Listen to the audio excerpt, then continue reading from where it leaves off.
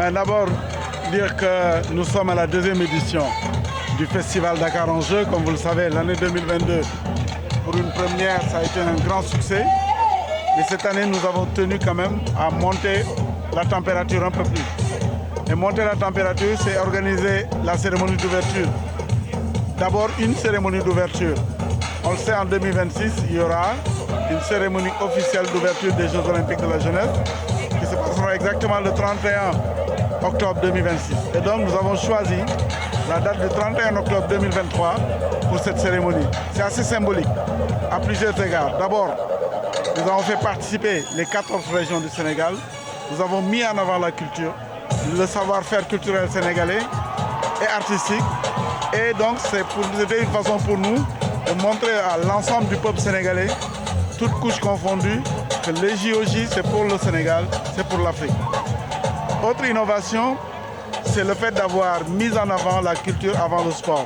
Parce que souvent dans les Jeux Olympiques, les gens pensent que ce n'est que du sport. C'est certainement du sport, mais c'est également une forte dimension festive à travers la culture. Un aspect important également, c'est le fait d'avoir confié l'organisation de cette édition à la jeunesse. Nous, comité d'organisation, bien que nous soyons les maîtres d'œuvre, nous nous sommes mis en retrait. Nous avons fait confiance aux acteurs culturels, nous avons fait confiance aux jeunes de Dakar, de Saly et de Diamniadio qui nous ont réussi cette belle prouesse. Je saisis l'occasion pour leur dire un très très grand merci et leur dire que cette fête c'est pour eux, la fête d'aujourd'hui c'est pour eux, la fête de 2026 sera pour eux. Également, vous avez vu la participation du maire de Dakar. Comme vous le savez, Dakar est la ville hôte qui accueille. Le comité d'organisation est composé du comité olympique, de la ville de Dakar, du ministre de l'État du Sénégal avec le ministère des Sports et le ministère des Finances. Donc, il nous a fait l'honneur d'être aujourd'hui, de venir, d'accompagner le parrain qui est membre du CIO, comme vous le savez, le médaillé Paul Tergat, qui a été choisi comme parrain, qui a fait un long chemin depuis le Kenya pour venir célébrer avec la jeunesse sénégalaise. Et tout ça montre qu'aujourd'hui, nous sommes sur le chemin d'une bonne préparation. Nous sommes sur le chemin d'une bonne organisation.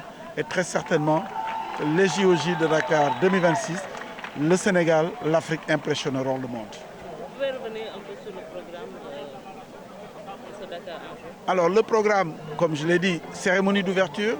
Tout à l'heure, un concert. Et un concert ici, un concert demain à la place des cultures urbaines, un concert le vendredi à Diamniadio, un concert de clôture à Saly qui va être l'apothéose. Nous avons mis en avant les artistes nationaux, les artistes de grande renommée, mes artistes, chaque localité où nous allons, nous mettons en valeur les artistes, les gens des cultures urbaines de la localité. Nous leur donnons l'occasion de s'exprimer, d'exprimer leur talent. Il y a aussi des activités sportives. L'année dernière, nous avons fait de la démonstration sportive. Cette année, nous avons des compétitions avec les U15, qui sont ceux qui seront aptes à compétir en 2018. Donc avec les fédérations pour le futsal, pour l'athlétisme, pour le beach wrestling, nous avons prévu des activités de compétition qui seront primées. Primées en savoir qu'il y aura une médaille d'or, un médaille d'or, un médaille d'argent et un médaille de bronze. Bien entendu, innovation majeure, c'est la brigade verte.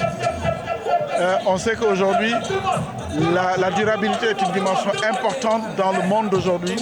Et avec l'agence de la Grande Muraille Verte, nous avons mis en avant un programme de repeuplement, à savoir de reforestation à Dakar, à Diamniadio et à Saly. Et nous allons continuer comme ça à partir de maintenant jusqu'en 2026 pour contribuer à l'empreinte carbone.